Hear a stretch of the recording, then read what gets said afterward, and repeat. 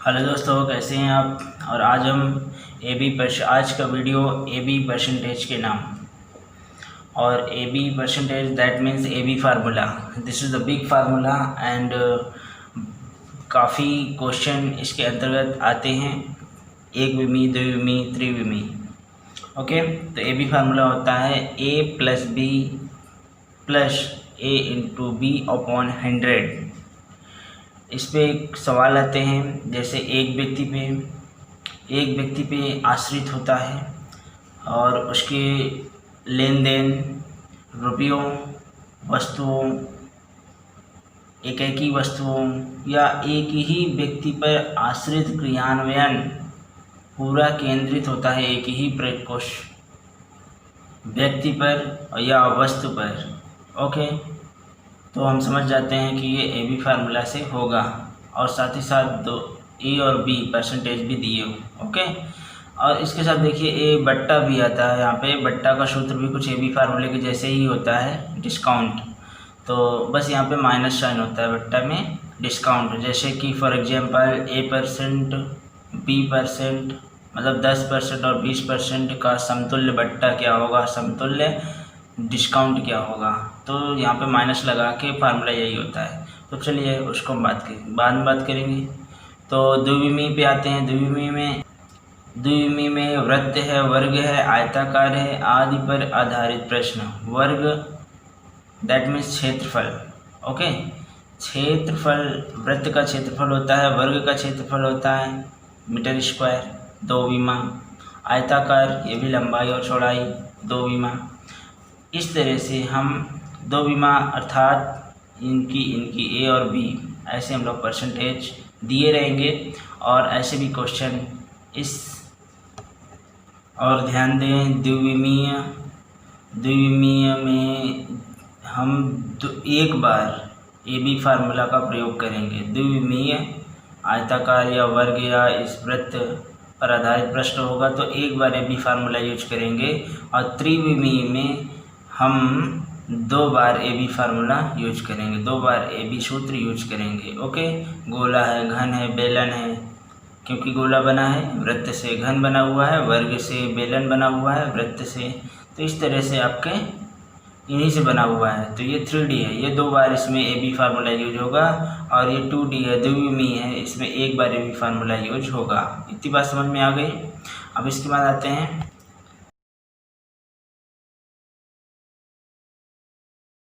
शर्त पे। तो थोड़ा सा ये ध्यान देना है कि सभी मान इसमें जो भी हैं प्रतिशत में होंगे। ये थोड़ी सी शर्त लिखी थी, सभी मान क्या होंगे, ए और बी क्या होंगे, प्रतिशत में होंगे। ज़्यादातर क्वेश्चन में सब कुछ प्रतिशत में दिया होता है, इसलिए सभी मान लिख दिए। और व्यक्तियों में एक व्यक्ति पर आश्रित, जैसे एक विमी है तो उसी व्यक्ति पर क्रियान्वित क्वेश्चन बनता है। ओके, अब आते हैं यहाँ पे नोट 1 और नोट 2, ये इम्पोर्टेंट है। नोट 1 में क्या है, ए बी सूत्र में ए बी हमेशा कमी, लाभ, परसेंट या ठगाई या लुटाई, ये सब चीज़ें होती हैं।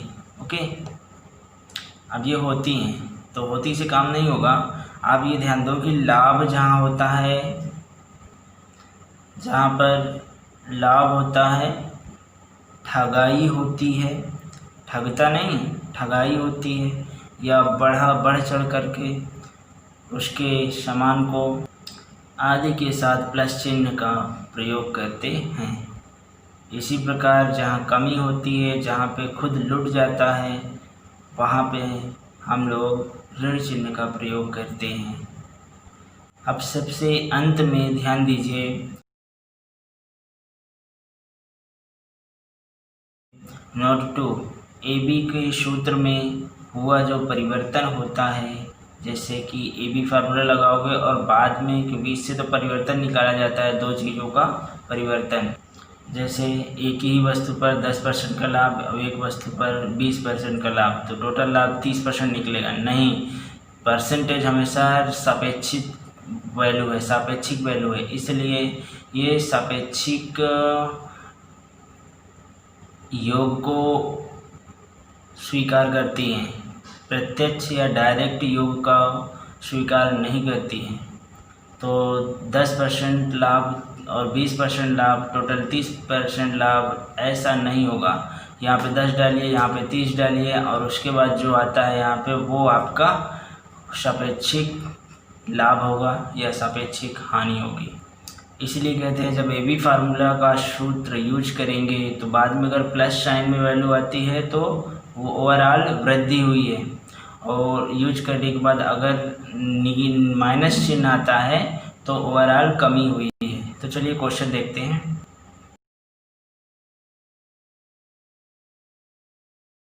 एक चतुर चालाक आदमी किसी दूसरे का सामान खरीदते समय तो खूब ठगता है उसको, 10% ठग लेता है उसको, तो 10% ठगा मतलब 10% लाभ हुआ किसको? चतुर आदमी को। और जब उस चतुर आदमी के पास कोई सामान लेने जाता है और वो बेचता है, फिर उसे जो जाता है उसको खूब ठगता है, कितना? 15% ठग करके बेच देता है उसी वस्तु को, ठीक है। तो जैसे कि इसने घड़ी ली, 10% ठग लिया, लेकिन जब इससे कोई घड़ी लेने गया तो उसको बढ़ा चढ़ा के इतना दिया कि 15% उसको भी ठगा। इस प्रकार उसे कुल कितने % का लाभ हुआ? तो चलो ऐसे समझ लो, जैसे कि यहाँ पे ये एक चतुर आदमी है, ओके, और ये क्या करता है? 10% का लाभ उठाता है जब कोई वस्तु यहाँ खरीदता है, ये क्रय करता है, ओके, क्रय मतलब खरीदता है, 10% का लाभ उठाता है, और जब उस वस्तु को जब ये बेचता है तो 15% का लाभ पुनः लेता है। दोनों बार लाभ लिया, यहाँ पे लेते समय भी वस्तु को लाभ उठाया और बेचते समय भी वस्तु से लाभ उठाया। तो इसी सापेक्षिक जो परसेंटेज है लाभ का, इसको निकालने के लिए हम AB फार्मूला यूज करते हैं, ओके। तो देखिए यहाँ पे AB फार्मूला को सिंह साहब नाम से भी जानते हैं। AB फार्मूला का जो कुल परिवर्तन होगा, 10 जब खरीदा उसको लाभ हुआ 10 का, और जब बेचा तो भी लाभ हुआ 15 का। ये प्लस प्लस क्यों आ रहे हैं? क्योंकि दोनों बार लाभ हुआ है। अगर हानि होती तो ऋण चिन्ह आता, ओके। अब यहाँ पे भी प्लस के साथ प्लस दिखाया नहीं जाता, तो यहाँ पे 100 बाई फार्मूला। अब यहाँ पे 15 + 10 25, और ये वहाँ पे 150/100 सॉल्व करोगे 3/2, और यहाँ पे 25 दूनी 50 53/2, और आंसर आ जाएगा प्लस में आ रहा है चूँकि। तो हमने कहा था कि जब हम AB फार्मूला से कुल परिवर्तन देखेंगे और रिजल्ट आपका प्लस में आएगा तो वो लाभ कहलाएगा। पूरे परिवर्तन में हुआ क्या? लाभ। तो पूरे जो वस्तु को बेचा, किसी विशेष व्यक्ति पर ये सब कार्य हो रहा है, क्रियान्वयन हो रहा है किसी एक विशेष व्यक्ति पर, ओके। हमने कहा था कि ऐसे क्वेश्चन आते हैं जो एक व्यक्ति लाभ उठाता है और हानि उठाता है, या लाभ उठाता है या हानि ही उठाता है कोई एक व्यक्ति, ओके, एक समान पर, ओके। तो ये हुआ पॉजिटिव में आया, इसलिए पूरा का पूरा लाभ ही हुआ उस चतुर व्यक्ति को, ओके। और ये रिजल्ट आया 26.5। समझ में बात? तो ये रिलेटिव चूँकि डायरेक्ट सही नहीं होता है, 10% 15% बराबर 25% नॉट क्लियर क्या है? 26.5% ये सही है, ओके। क्यों? क्योंकि आपका जो भी ये परसेंटेज में दिया हुआ है इसको डायरेक्ट नहीं योग कर सकते हो, जोड़ नहीं सकते हो, रिलेटिव होता है। तो रिलेटिव ही फार्मूला लगाने के बाद ये रिलेटिव ही आपका राइट होता है परसेंटेज, ओके। कुल लाभ या कुल हानि, ऐसे हम लोग बता सकते हैं। किसी दो लाभ या दो हानियों पर उसका एकीकरण इसी सूत्र से हम लोग करते हैं। चलिए दूसरे सूत्र पे क्वेश्चन पे आते हैं। बाजार बीच बंद रहने के कारण राम की आय 10% घटी, ओके। बीच कोरोना काल का समय चल रहा है तो बीच दुकानें बंद हो जाती हैं। जिस कारण से राम की आय 10% घटी। तो ये जो 10 वैल्यू है ये किसके साथ जाएगी, ऋण के साथ, -10। परंतु कुछ दिनों बाद आय 15% बढ़ गई, इस बार बढ़ी तो प्लस के साथ जाएगी, +15। इस प्रकार उसके आय में कितने प्रतिशत का परिवर्तन हुआ। ध्यान ये देना है कि ये AB फार्मूला से होगा या नहीं होगा। भाई एक ही व्यक्ति की आय पर क्रियान्वयन होता है, इसलिए AB फार्मूला से होगा। और घटी और बढ़ी कुल लाभ प्रतिशत पूछा जा रहा है या हानि प्रतिशत पूछा जा रहा है। तो आप कहोगे कि इसको लाभ हानि में क्यों नहीं पढ़ाते हैं, तो इसलिए चूंकि यहाँ पे लाभ आता है या हानि आती है ये तो बताया नहीं गया ना क्वेश्चन में कहा गया सिर्फ आपको आप प्रतिशत निकालिए, प्रतिशत का परिवर्तन निकालिए। तो प्रतिशत का सवाल हो गया, प्रतिशत का परिवर्तन ज्ञात कीजिए। अब वो लाभ में आ रहा है, वृद्धि हो रही है या कमी हो रही है। ओके, लाभ और हानि का साइनोनिम्स कमी और वृद्धि, ये भी तो है। तो इस कमी और वृद्धि की हेल्प से हम लोग प्रतिशत निकाल सकते हैं। यहाँ लाभ हानि में नहीं लिया जा सकता, ये प्रतिशत का सवाल बन गया। ओके, अब यहाँ पे हम जैसे कि 10 घटी 15 बढ़ी, तो 10 घटी 15 बढ़ी, ऐसे ही हम लोग यहाँ पे वैल्यू पुट कर देंगे और इसको हम हल करेंगे तो प्लस माइनस सब्ट्रैक्ट हो जाएंगे। 15 से 10 5 और यहाँ पे 15 150 माइनस का प्लस अपॉन 100 और यहाँ पे 53 जा 150 और 52 जा 100 और यहाँ से 5 दूनी 10 में से 3 गए 7/2। चलिए, और ये 7/2 जो ऋण चिन्ह में है या धन चिन्ह, अगर प्लस में है तो आय कैसी होगी, वृद्धि होगी। अगर माइनस में होता तो आय में कमी होती। ओके, इसका मतलब है कि राम की आय में ओवरऑल वृद्धि हुई है, ज़्यादा नहीं हुई है वृद्धि, लेकिन हुई है 7/2, तो लगभग 3.5% की वृद्धि हुई है। तो इस तरह से अभी हमने पहला एक चतुर व्यक्ति पे क्वेश्चन किया उसकी वस्तु पर, और ये हम उसके एक व्यक्ति की आय पर क्वेश्चन किए। तो ऐसे ही आपके और भी क्वेश्चन एक विमी से रिलेटेड मिलेंगे। अब हम द्विविमी पे जा रहे हैं, तो चलिए द्विविमी।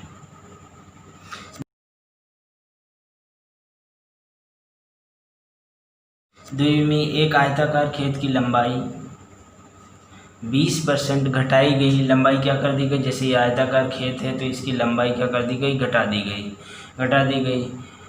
परंतु चौड़ाई क्या कर दी गई, बढ़ा दी गई, 30% बढ़ा दी गई। तो जो घटाई गई वो ऋण चिन्ह के साथ और जो बढ़ाई गई वो धन चिन्ह के साथ। तो इस प्रकार उसके क्षेत्रफल में कितने प्रतिशत का परिवर्तन हुआ। मैं इस वीडियो में कुल ये दिखाना चाहता हूँ कि AB फार्मूला के अंतर्गत कौन कौन से या किस किस क्षेत्र से सवाल पूछे जाते हैं। तो इस तरह से ये हुआ आपका फील्ड के खेत की लंबाई और चौड़ाई, आयताकार खेत की लंबाई चौड़ाई पर आधारित प्रश्न है। तो बस यही बताना था, बाकी तो आप कर लेंगे। -20 और +30 इसको आप कैलकुलेट करेंगे। यहाँ पे -20 +30 प्लस माइनस हो जाएगा, 3 दूनी 6 600 और यहाँ पे प्लस माइनस घट जाएगा, 30 में से 20 गए 10 और ये टोटल आप फाइंड कर सकते हैं। और यहाँ पे +4 फाइनल रिजल्ट आ रहा है, माइनस में नहीं आया प्लस में आया। प्लस का मतलब क्षेत्रफल में क्या हुई, वृद्धि। मतलब जो भी आयताकार खेत में जो घटाई गई और बढ़ाई गई भुजाओं में से ओवरऑल जो भी परिवर्तन आया वो प्लस में रहा। अगर किसी के घर में किसी के लड़के ने ऐसा कर दिया और उसके पिता ने फिर बाद में उसको जज किया तो ओवरऑल बढ़ी आई है, भले ज़्यादा नहीं बढ़ी है लेकिन कुछ तो बढ़ा है, तो उसको कुछ भी नहीं कहा जाएगा। अगर यहाँ पे कमी आ जाती तो हो सकता है बच्चे को फिर डांटा जाता उसके बढ़ाने और घटाने पर। चलिए नेक्स्ट क्वेश्चन पे चलते हैं। एक वर्ग की भुजा 25% बढ़ाई गई तो उसका क्षेत्रफल कितने प्रतिशत बढ़ जाएगा। 25% बढ़ाई गई है तो कोई एक यहाँ पे ये एक भुजा है उसको कितना, भुजा का 25% बढ़ा दिया गया। लगभग इसका 25% 1/4 होता है, 1 भाग 2 भाग 3 भाग 4 भाग, तो 4 भाग में 1 भाग बढ़ा दिया गया, लगभग इतना ही बढ़ा दिया गया। तो जब इसकी भुजा में बढ़ा दिया गया ए में, तो ए का मतलब सभी ए हैं, तो इधर भी बढ़ा दिया जाएगा 25। अब इसमें बढ़ाने का कोई मतलब नहीं है, इसमें बढ़ाने का मतलब यहाँ पे फिर बढ़ा दो, बात तो उतना ही है, ठीक है। तो इस वाले में इतना बढ़ गया है इधर। अब बढ़ाने की जरूरत, ऐसे बढ़ाओगे तो आयत बन जाएगा। अब बढ़ाने की ज़रूरत है इस वाले ए में, ये तो इसमें भी आप इतना ही बढ़ा दोगे, इतना ही इधर बढ़ा दोगे, तो इस तरह से आपका बन जाएगा ये वर्ग। तो एक इधर बढ़ाओ और एक इधर बढ़ाओ, ये इस तरह से। इसमें अगर 25% की वृद्धि हुई है तो इधर भी 25% की वृद्धि ही होगी, ठीक है। तो इस तरह से ये वर्ग हो गया। तो देख लीजिए यहाँ पे, जिस वर्ग की पहली भुजा में परिवर्तन किया जाता है उतना ही समान परिवर्तन अन्य भुजाओं में भी होता है। अगर 25% पहली वाली भुजा में किया गया तो दूसरी वाली भुजा में भी 25% का ही परिवर्तन किया जाएगा। तो ये समझ करके कि अगर लंबाई आपकी 25% बढ़ाई जा रही है वर्ग में, तो चौड़ाई भी उसकी 25% बढ़ रही है। तो दोनों को हम प्लस के साथ लिख करके लंबाई और चौड़ाई, क्योंकि ए बी फार्मूला में ए क्या है, एक राशि, और बी दूसरी राशि, लंबाई चौड़ाई। तो इस तरह से लंबाई प्लस में और चौड़ाई भी प्लस में, 25% 25 अपॉन 100। इस तरह से इसको आप सॉल्व करोगे तो ये 25 चौको 100, 25/4 और 25 50, इसको आप सॉल्व कर लेना तो आ जाएगा प्लस में 56.25%। तो प्लस का मतलब होता है क्षेत्रफल में वृद्धि हो गई। जब दोनों तरफ बढ़ाएंगे तो आप फिगर में भी देख रहे थे कि दोनों तरफ क्या हुआ, वृद्धि हो गई, इधर भी और इधर भी, तो वृद्धि हो गई, 56.25% की वृद्धि हो गई। अगला क्वेश्चन, एक वृत्ताकार पार्क है और वृत्ताकार मतलब रिंग, जैसे कि साइकिल की रिंग होती है, गोला, वृत्ताकार पार्क की परिधि मतलब बाहर का 20% की कमी की गई, 20% की क्या कर दी गई, परिधि में कमी कर दी गई। तो उसका क्षेत्रफल में हुई प्रतिशत परिवर्तन बताइए, ठीक है, बताइए।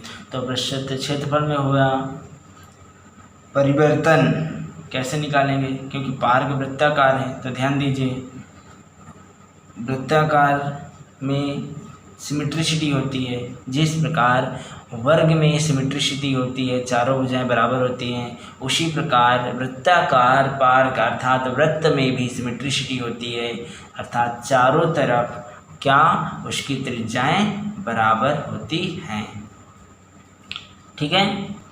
ये देखिए जैसे कि यहाँ पे वृत्त में हमने एक वृत्त बनाया है और वृत्त में ये जो त्रिज्या होती है क्या होती है, आर, ये भी आर, और ये सभी त्रिज्याएं क्या हैं, आर आर। तो कोई भी त्रिज्या ले लेंगे वो क्या होगी, आर। तो आर यानी कि एक R1 है तो एक R2 है, एक छोटी है तो एक बड़ी है, नो, सभी त्रिज्याएं क्या होंगी, बराबर होंगी। बिल्कुल ये सिमेट्रिसिटी है इस केस में। जैसे कि वर्ग में सिमेट्रिसिटी होती है कि इसकी क्या, ये भी ए, ये भी ए, ये भी ए, ये भी ए, चारों भुजाएं बराबर होती है ना। तो इसी प्रकार यहाँ पे वृत्त में त्रिज्याएं सभी बराबर होती हैं। तो हम ये कहेंगे कि जो आकार ये है सिमेट्रिसिटी अपने आकार में रखता है, इसी प्रकार ये भी आकार सिमेट्रिसिटी रखता है। तो जैसे ये सवाल किया गया वैसे ही ये सवाल किया जाएगा। अब ध्यान ये देना है कि वृत्त में परिधि भी होती है, बाहर की पूरी, इसको कहते हैं परिधि, क्या कहते हैं, परिधि, और इसको कहते हैं त्रिज्या।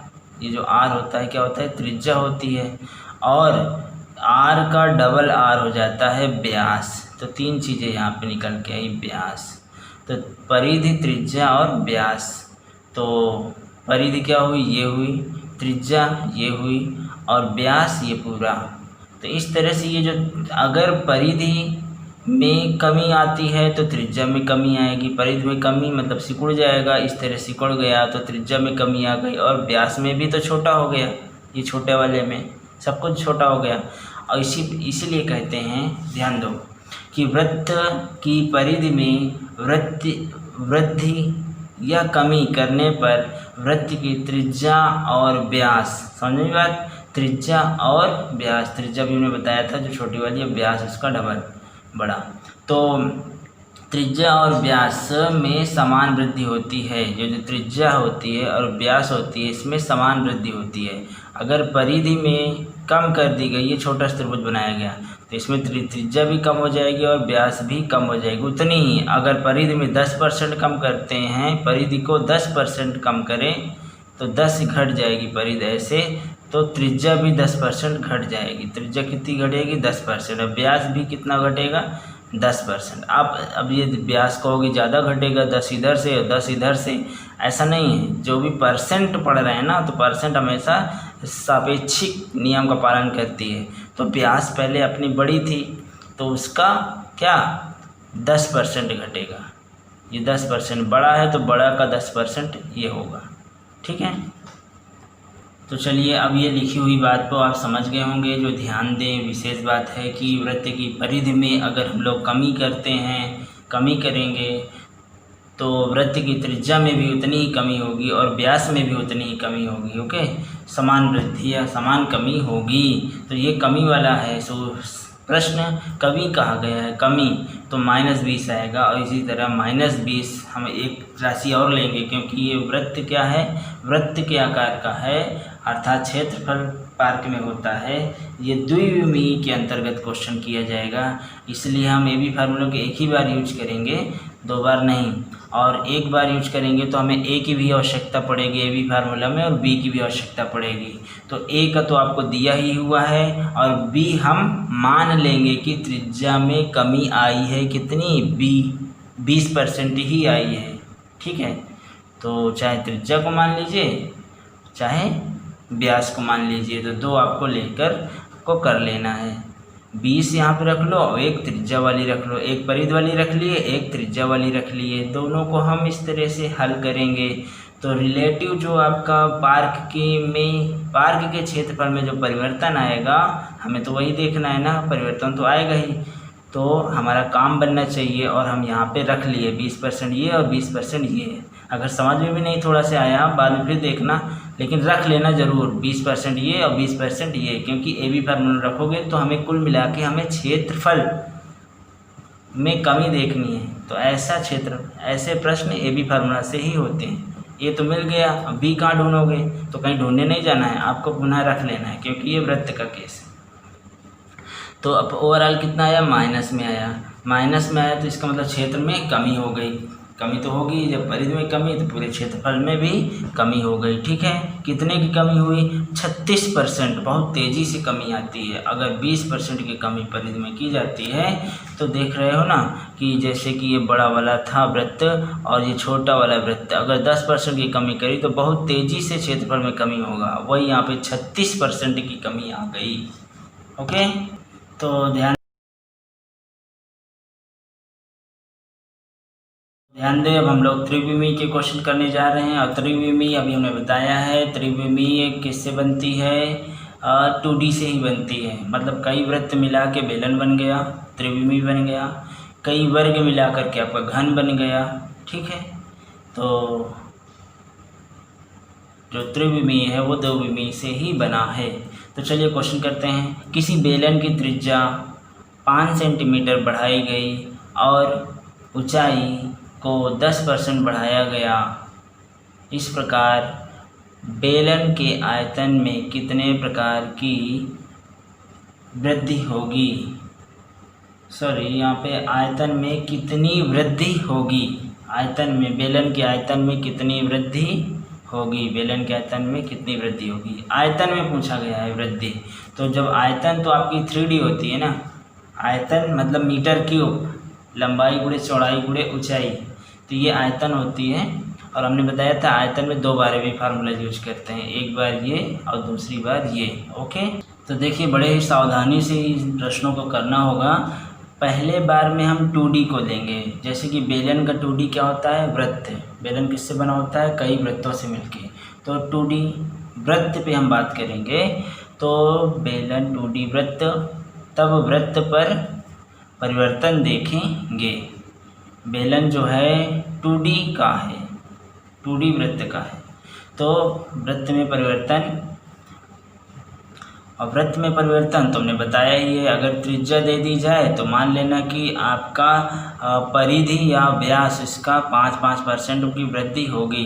तो कोई एक वैल्यू चाहिए हमें, ए बी फार्मूला में एक तो दी है, अब एक चाहिए, तो एक और मान लेना 5 बढ़ाई जा रही है तो दोनों बढ़ेंगी, प्लस प्लस प्लस प्लस। इस तरह से आपका यहाँ पे एक बार 2D आपका सॉल्व हो जाता है, वृत्त आपका सॉल्व हो जाता है। जैसे पिछले अभी करके हम आए हुए वृत्ताकार पार्क में, तो वृत्त हमारा तुरंत सॉल्व हो जाता है।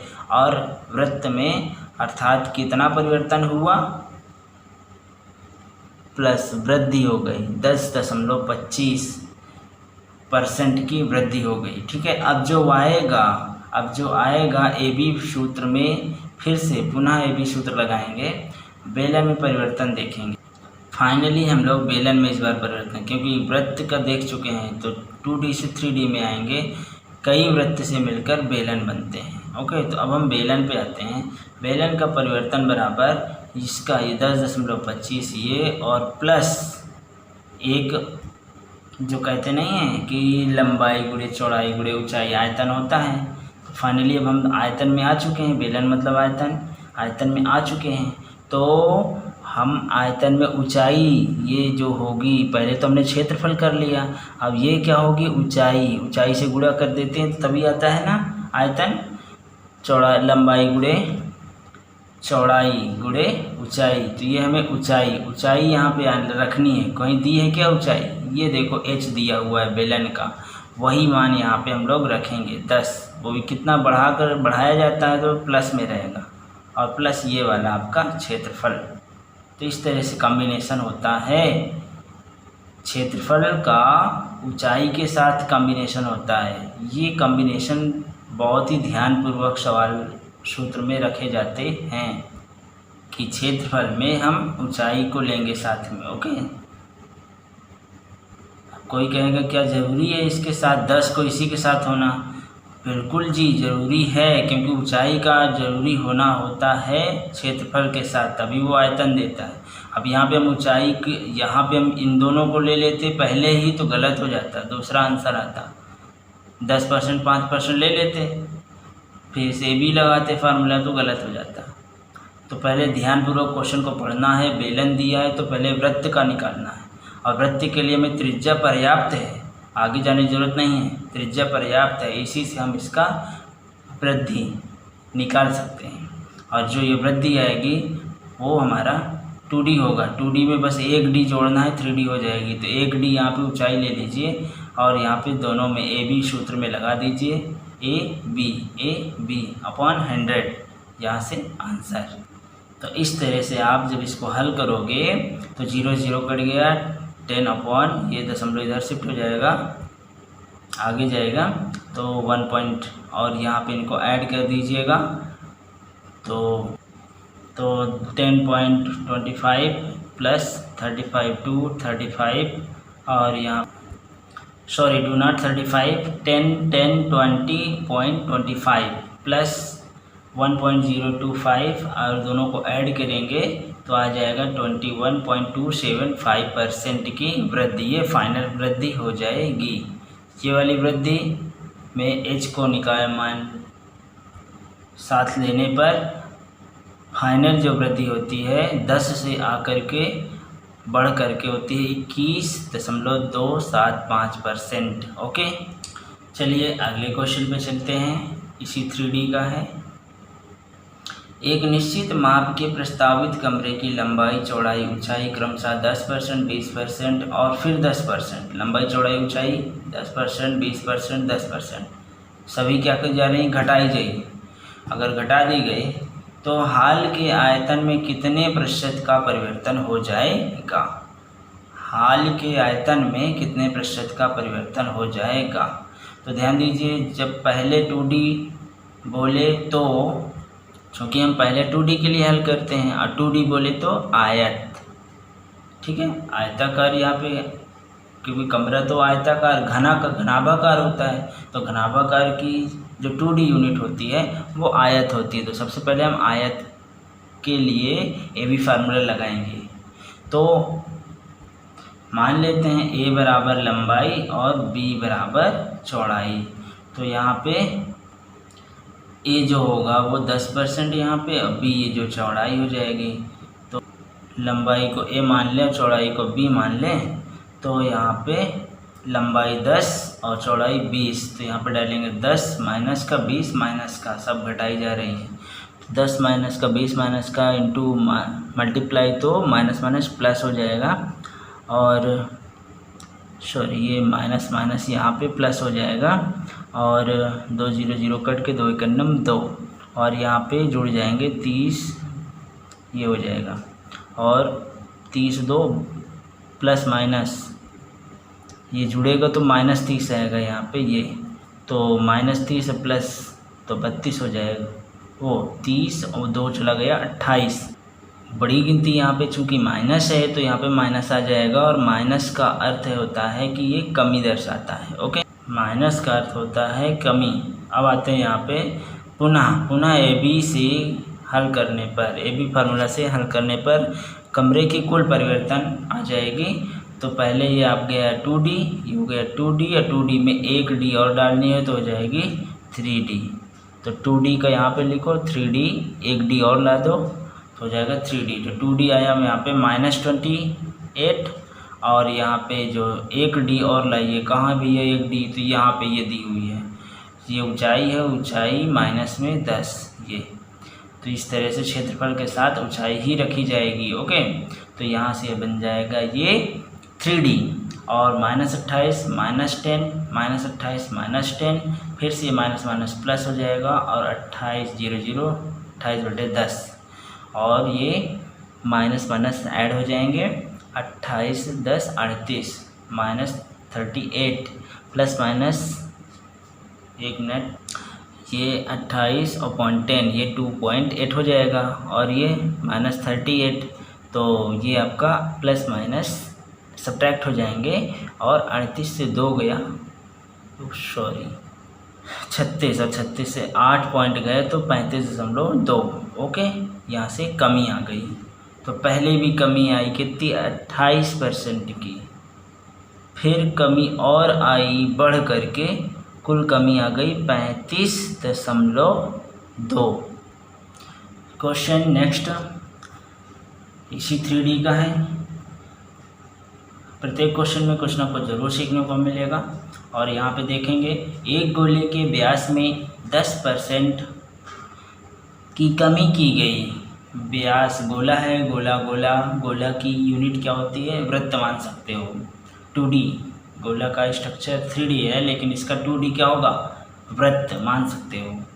तो 10% की कमी की गई है, तो उसके आयतन में कितने % की कमी होगी। तो ध्यान दीजिए 3D का है, 3D को पहले हम 2D सॉल्व करेंगे। और 2D में आता है वृत्त, पहले हम वृत्त का सॉल्व करेंगे। मान लेते हैं कि वृत्त की यहाँ पे व्यास दिया हुआ है, या त्रिज्या भी देता है या परिधि देता है। वृत्त का यहाँ तो व्यास दिया हुआ है, त्रिज्या भी दे देता तो हम कर लेते, परिधि भी दे देता तो हम कर लेते, क्योंकि बराबर बराबर इनका कमी और बराबर बराबर वृद्धि होती है। तो चलिए हम सबसे पहले 2D पे करते हैं। तो ध्यान दें, चूँकि गोला एक 3D आकृति का है, इसलिए AB 2 बार प्रयोग होगा। AB सूत्र 2 बार प्रयोग होगा।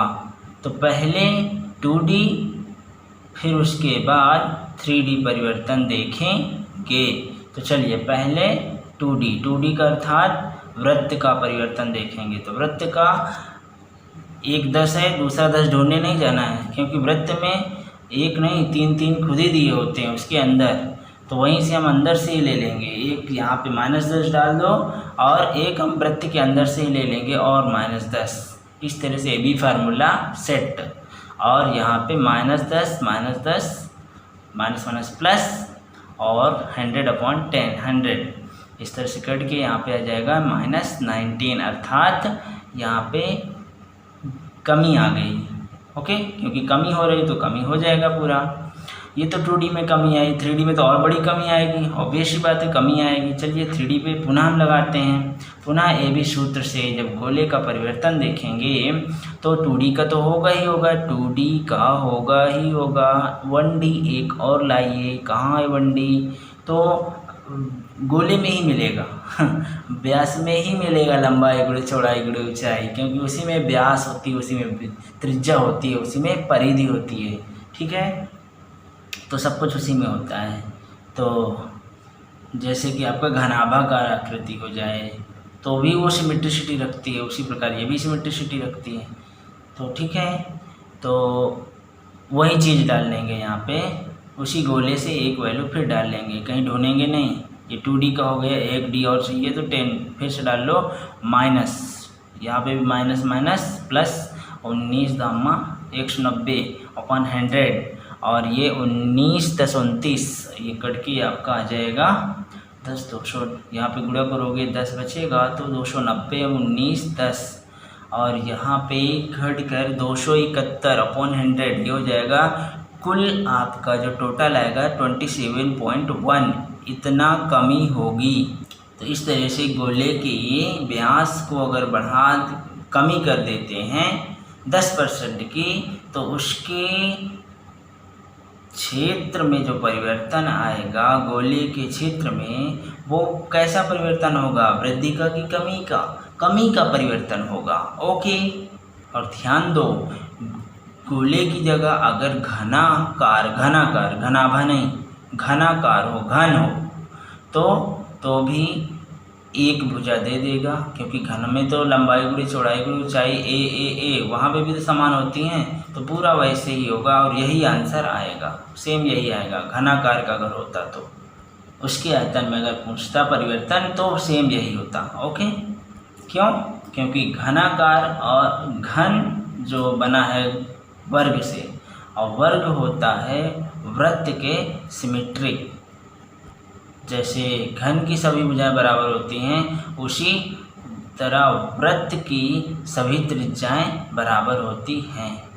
जब 2D में सिमेट्रिसिटी है तो 3D में भी सिमेट्रिसिटी आएगी, अर्थात गोले में और घनाकार में सिमेट्रिसिटी आएगी। जो परिवर्तन गोले में होगा उतना ही परिवर्तन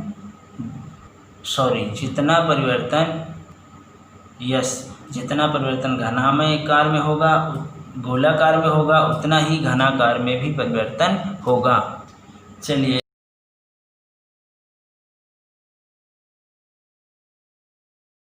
AB परसेंटेज वीडियो में हम थोड़े से इम्पॉर्टेंट क्वेश्चन ले लेते हैं, बस 2-3 मिलेंगे इम्पॉर्टेंट, बहुत ही इम्पॉर्टेंट है, इनको ध्यान से समझिएगा।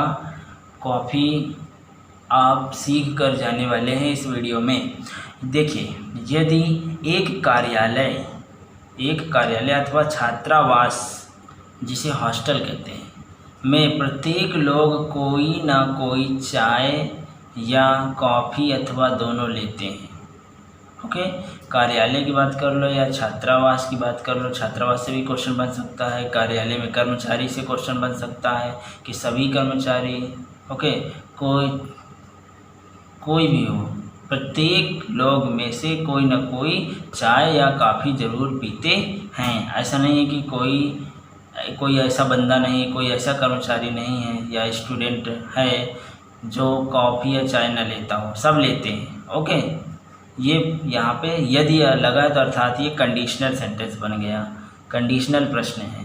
सभी लेते हैं, जब सभी लेते हैं तो ध्यान दीजिए, कार्यालय में सभी लेते हैं तो हम कहेंगे कि ये, अगर हम बोल दें कि ये चाय का है और ये कॉफ़ी का है, तो कॉफ़ी का, ये जो कॉफ़ी का है ये, तो कॉफ़ी और चाय, इतने लोग रहते हैं। हम कह सकते हैं इतने लोग सिर्फ रहते हैं। अब इसके बाहर तो कोई होगा नहीं, क्योंकि यहाँ कोई तो होगा नहीं। क्यों? क्योंकि सभी चाय या कॉफ़ी पीते हैं। बाहर रहेंगे तो फिर चाय कॉफ़ी कहाँ पी पाएंगे। यहाँ पे चाय में रहें या कॉफ़ी में रहें या यहाँ रहें, दोनों चाय कॉफ़ी दोनों पीते हों। तो इस तरीके से ये जो रीजन है चाय कॉफ़ी दोनों पीते हैं। यहाँ जो आदमी खड़े हैं और जो आदमी यहाँ खड़े हैं वो सिर्फ चाय पीते हैं, और जो यहाँ पे खड़े हैं वो सिर्फ कॉफ़ी पीते हैं, और जो यहाँ खड़े हैं वो कुछ नहीं पीते। तो फिलहाल इस क्वेश्चन में यहाँ पे कोई आदमी नहीं है बाहर, सब अंदर है। क्योंकि कहा गया है कोई ना कोई ज़रूर चाय या कॉफ़ी दोनों में से एक लेते हैं या दोनों लेते हैं। ठीक है, चलिए जब ऐसा शर्त लग जाए तो तब आप समझ जाइए कि ये जो सर जी ने कराया है इम्पोर्टेंट क्वेश्चन वही आ गया प्रश्न में, एग्ज़ाम में आ गया। ठीक है, सुनिए, तब कार्यालय में 70% सुनिए चाय पीते हैं। चाय के पीने वाले कितने हैं? 70%। और कॉफ़ी पीने वाले कितने हैं? 40%। और 25% दोनों पीते हैं। सॉरी, परसेंट नहीं दिए गए इस बार, 25 मतलब कर्मचारी, यहाँ पे 25, ये जो बीच वाले हैं ये 25 संख्या दे दी गई। 25 कर्मचारी दोनों पेय लेते हैं। ये क्वेश्चन कार्यालय पे बना है। ठीक है, इसलिए कर्मचारी नाम आ रहा है। 25 कर्मचारी दोनों पेय पदार्थ लेते हैं। 25 ये लिख दिया, 25 दोनों। तो बताइए कार्यालय में कुल कितने कर्मचारी हैं? चलिए, माना कार्यालय में कुल कर्मचारी x कर्मचारी हैं। टोटल ये संख्या कितनी होगी? x। तो कुल संख्या x कैसे निकलेगी? लिखिए भाई, कुल संख्या x बराबर कुल संख्या का, देख लीजिए ये पूरी क्या, अगर हम इसको x मान लें, ये जो पिंक कलर से मैंने बाहर से ये पूरा ये दर्शाया हूँ, इसको अगर हम x मान लें तो इस पूरे का ये है कुल का अर्थात x का 70%। ये कुल का 70% लोग क्या करते हैं? चाय पीते हैं। ये आ गए चाय वाले। इसी कुल का ये पिंक कलर का जो है कुल का ये 40% जो है वो क्या करते हैं? चाय कॉफ़ी पीते हैं। जोड़ दो। ठीक है, ये कुल ही का है। अब क्या करना है कि जब इसको हम जोड़े चाय वाले को तो ये भी जुड़ गए, एक बार ये जुड़ने भी चाहिए। और जब हम कॉफ़ी वाले को जोड़े तो फिर से ये जुड़ गए, 2 बार ये जुड़ गए आदमी। एक बार तो काउंट कर लिए गए इस सर्किल में रह करके, दोबारा फिर जब करे तो फिर ये काउंट हो गए कॉफ़ी वाले सर्किल में। तो हटाना पड़ेगा एक बार। तो यहाँ से इन्हीं को 24 को हमें क्या कर देना है? जो दोनों पीते हैं हटा देना है। क्यों? क्योंकि पता चला कि इनको दोनों बार गिन डाला गया। तो एक बार गिनना जायज़ है, लेकिन 2 बार गिन डाला इसलिए ना गलत हो गया, आंसर गलत आ जाएगा कुल के लिए। इसलिए -25 कर दो तो सही आंसर आएगा x का मान। चलिए, अब x बराबर 7x/110, इसको सॉल्व करो ना, 0 0 कट गया, 7/10 और x आ गया। इसी तरह से 7x/10, ये 4x/10 हो जाएगा ये, और -24 इस तरह से ये आ गया। ओके, ये कुछ नहीं है। ओके, आगे आप सॉल्व करें।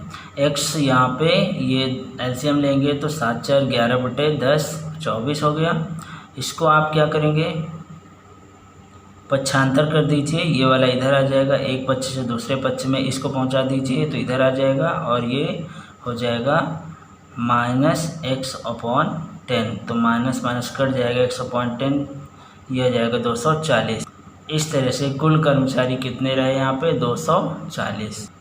तो 240 हमारा राइट आंसर होगा। अगर ये 24 नहीं हटाते तो फिर हमारा 24 ये जुड़ा रह जाता और आंसर आता 265 आता, 64 आता, जो कि गलत है। x बराबर वैल्यू आती 264, जो कि गलत होंगे कर्मचारियों की संख्या। 2 बार गिन जाए ना ये, तो 24 हमें घटाना अनिवार्य हो गया। तब हमारा राइट आंसर आएगा 240। 264 में 24 हटा दोगे तो 240 राइट आंसर। चलिए, अभी आपने एक भारी क्वेश्चन किया तो आप एक हल्का कर लीजिए।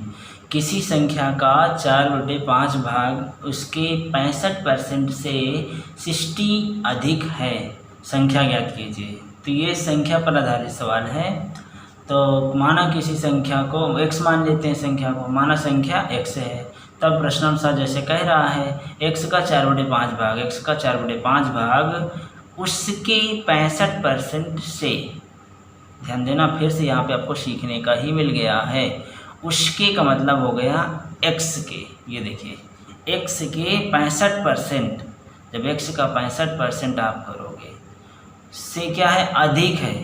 अब वहाँ कोई बताएगा नहीं कि ये माइनस चिन्ह लगाओ, ये अधिक है, आप खुद ही चेक करिए। अधिक का मतलब क्या होता है, एक दूसरे का अंतर, या कम है तो भी क्या होगा, एक दूसरे का अंतर। तो ये आपको सोचना है। अगर 60 अधिक है या 60 कम है तो निश्चित रूप से ये दोनों के बीच माइनस चिन्ह लगाया जाएगा। ऐसे अगर क्वेश्चन आते हैं तो आप कर लीजिएगा। उसके मतलब x का 65% करके घटा दीजिएगा, ठीक है। तो आगे सॉल्व करिए। 4x/5 माइनस 65x/100 बराबर 60। तो 13, 5 से काटोगे तो 13 और यहाँ पे 20 आएगा। 13/20, 13x/20 और ये एलसीएम लेकर इसे हल करोगे तो आएगा ऊपर 16 माइनस 13, तो 16 माइनस 13 आ जाएगा 3x, और ये इसका 20 के इसमें गुणा हो जाएगा तो 6 दूनी 12, और यहाँ पे 3 करना 3 3 चौक 12, तो आ जाएगा 400 आंसर। तो यहाँ पे जो इम्पोर्टेंस थी वो इस क्वेश्चन में, ये जब अधिक बोल दे तो समझ जाइएगा, अधिक है या कम है तो समझ जाइए इधर कहीं माइनस लगाया जाएगा। दोस्तों सवाल समझ में आ रहे हैं तो प्लीज़ इस वीडियो को लाइक करें और अपने दोस्तों तक अधिक से अधिक शेयर करें, क्योंकि इस वीडियो में बहुत कुछ आप सीखने वाले हैं और सीखेंगे। तो अब देखते हैं अगला क्वेश्चन। देखिए, इस बार ज़रूरी नहीं कि कोई ना कोई, एक हमने क्वेश्चन किया था, थोड़ा मूड हल्का करने के लिए हमने एक क्वेश्चन ले लिया था बीच में, फिर वैसा ही क्वेश्चन आ चुका है।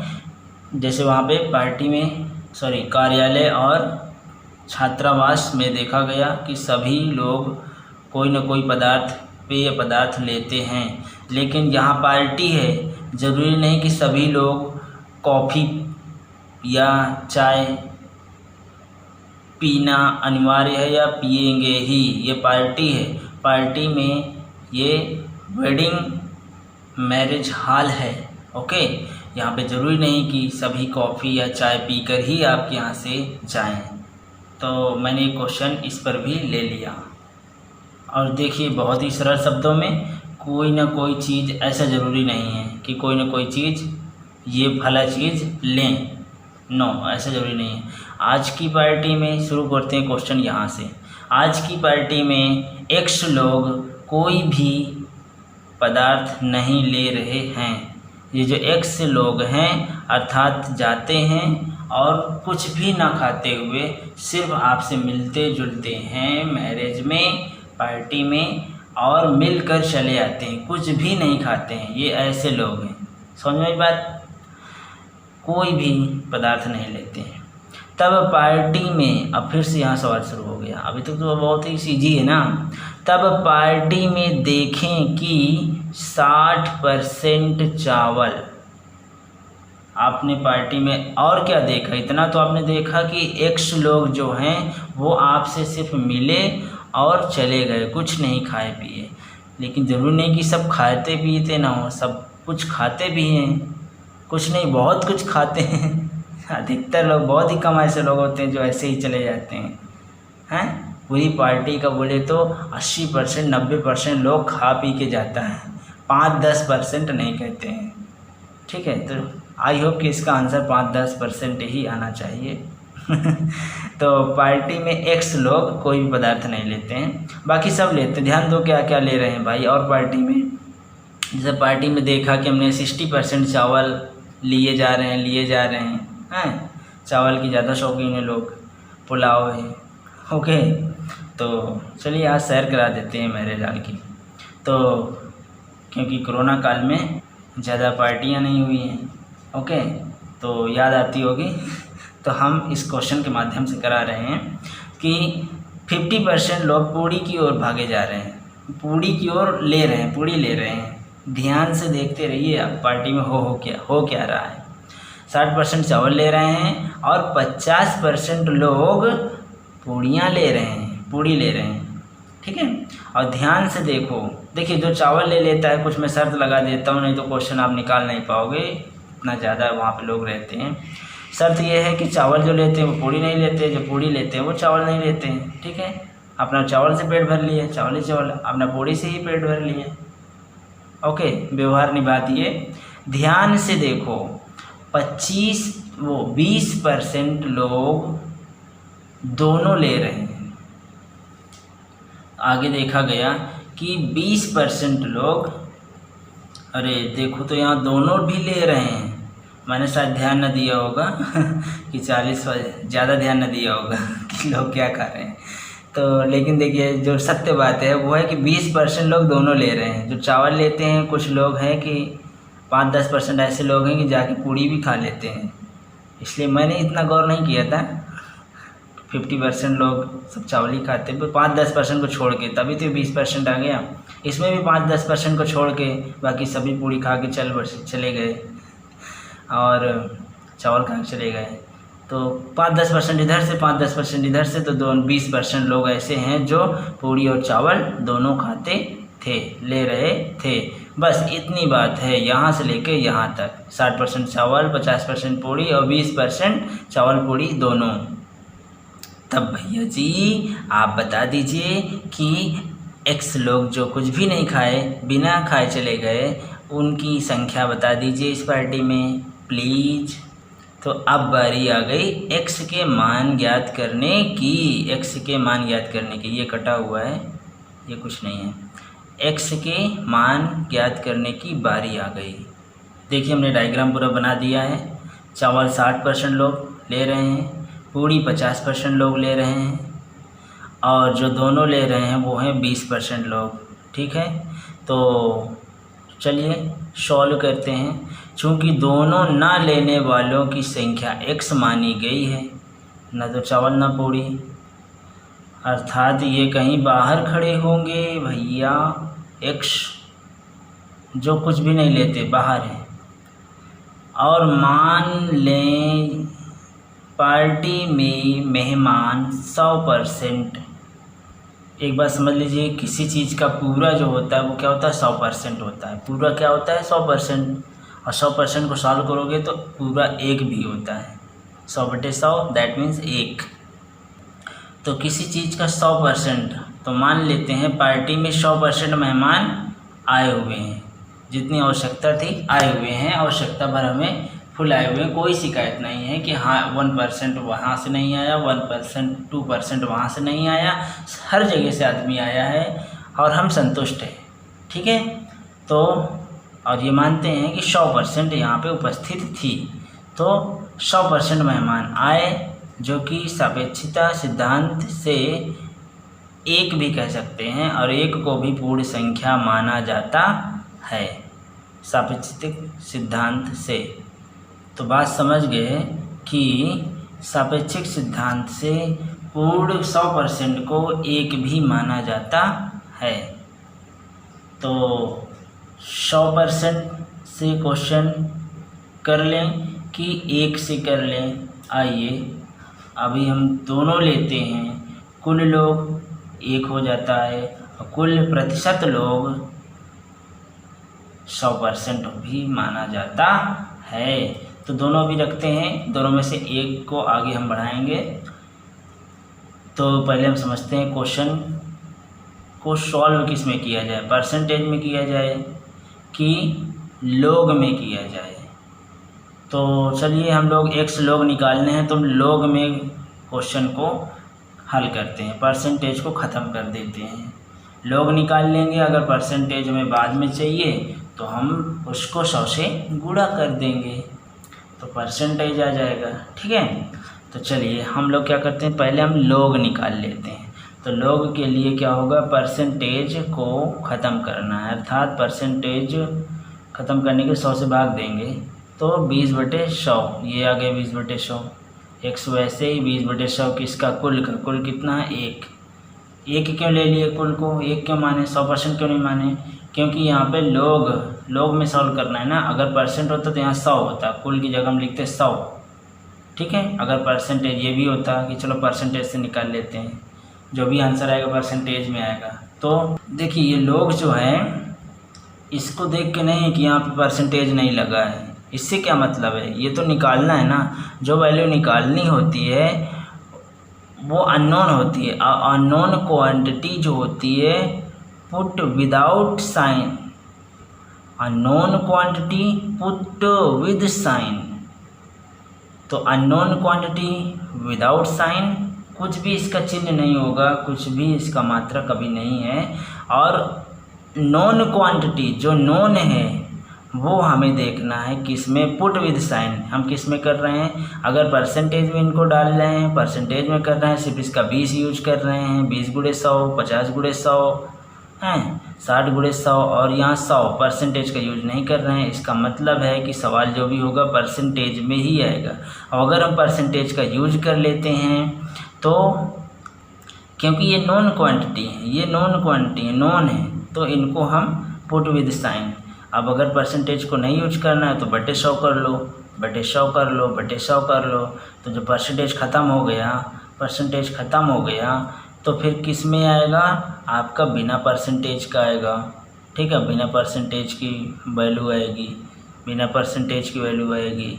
और उसको परसेंटेज में बदलने के लिए फिर 100 से गुणा करना पड़ेगा। ठीक है, तो बिना परसेंटेज का हम लोग यहाँ पे काम किए, प्रतिशत को ख़त्म कर लिए।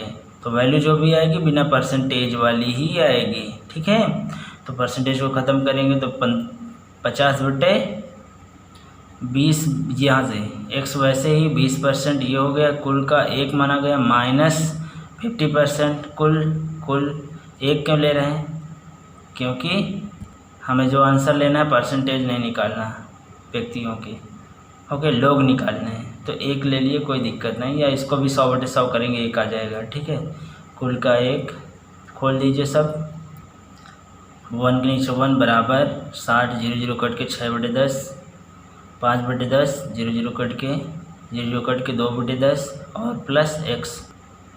और यहाँ पे इसको सॉल्व करोगे 10 यहाँ पे, तो 10 से आप क्या करो मल्टीप्लाई कर दो, तो यहाँ पे 10 मल्टीप्लाई हो जाएगा और ये सब कट जाएंगे और यहाँ पे 10 मल्टीप्लाई हो जाएगा। जहाँ पे नहीं हो वहाँ हो जाएगा, यहाँ पे 10 का होगा और यहाँ पे होगा, बाकी ये कट जाएंगे। तो ये वैसे ही लिखे हैं, यहाँ 10 का मल्टीप्लाई हो गए दोनों में। अब आ गया यहाँ पे दोनों ओर 10 से गुणा करने पर, जब 10 से गुणा कर दोगे तो ये आ जाएगा।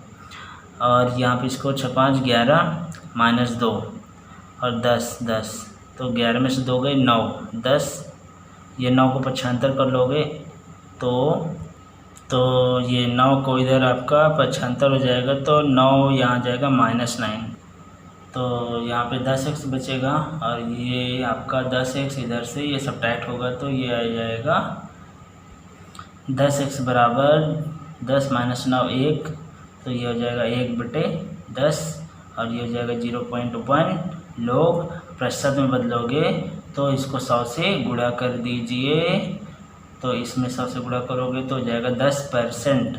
तो 10% लोग बिना खाए चले जाते हैं, बिना चावल और पूड़ी के। अब एक बात और समझना है इसमें कि ये जो प्लस साइन आ गया यहाँ पे, ये कैसे, और यहाँ पे माइनस कैसे, फिर ये प्लस कैसे।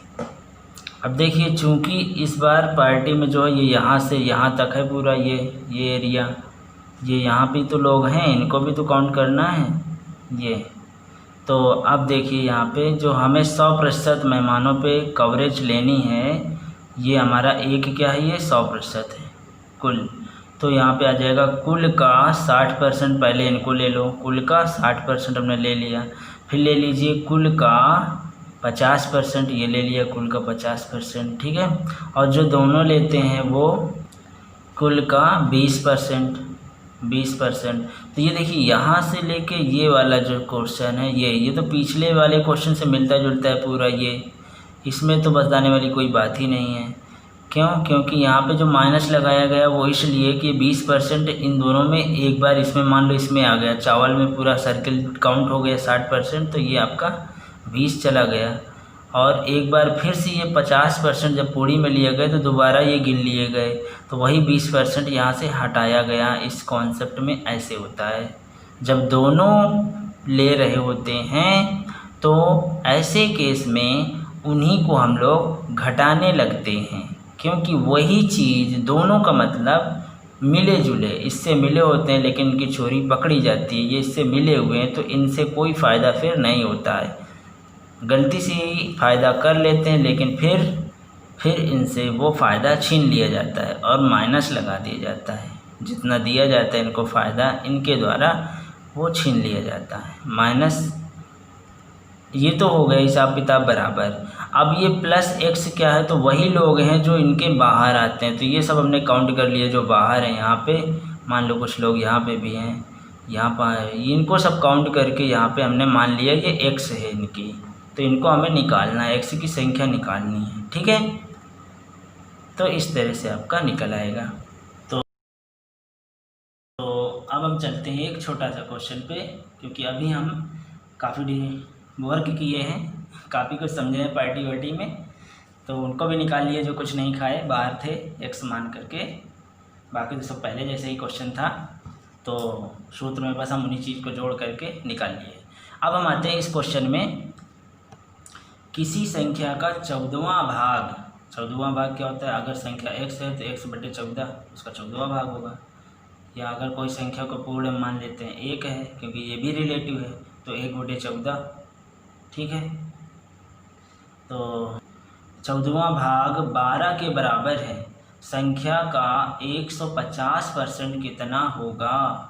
तो पहले तो हम समझ लें यहाँ से इधर का किसी संख्या का, तो मान लेते हैं कोई संख्या हमारे पास क्या है, x है, तो माना कोई संख्या x है, x का 14वां भाग, तो x का 14वां भाग हो जाए x/14 हैं, 1/14 भाग कितना 12 के बराबर है, 12 के बराबर कर दो, इससे आपका क्या आ जाएगा, x का मान आ जाएगा, 14-12 का गुणा करोगे तो 168 हो जाएगा, ठीक है। इस तरह से x का मान आ गया।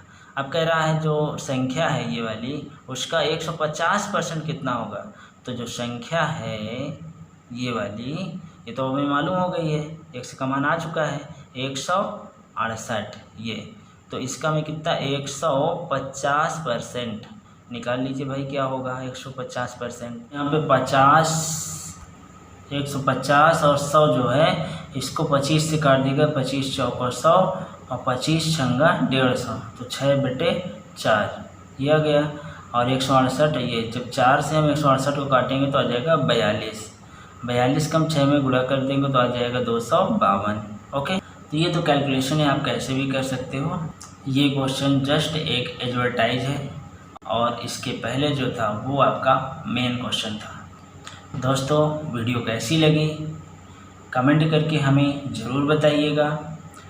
यदि वीडियो से आपने कुछ सीखा है तो वीडियो को ज़रूर लाइक कीजिए और चैनल को सब्सक्राइब करिए और बेल आइकॉन दबाकर नोटिफिकेशन पर क्लिक करें। मिलते हैं ऐसे ही नॉलेजफुल वीडियो लेकर अगले वीडियो में, पुनः आपसे मिलेंगे।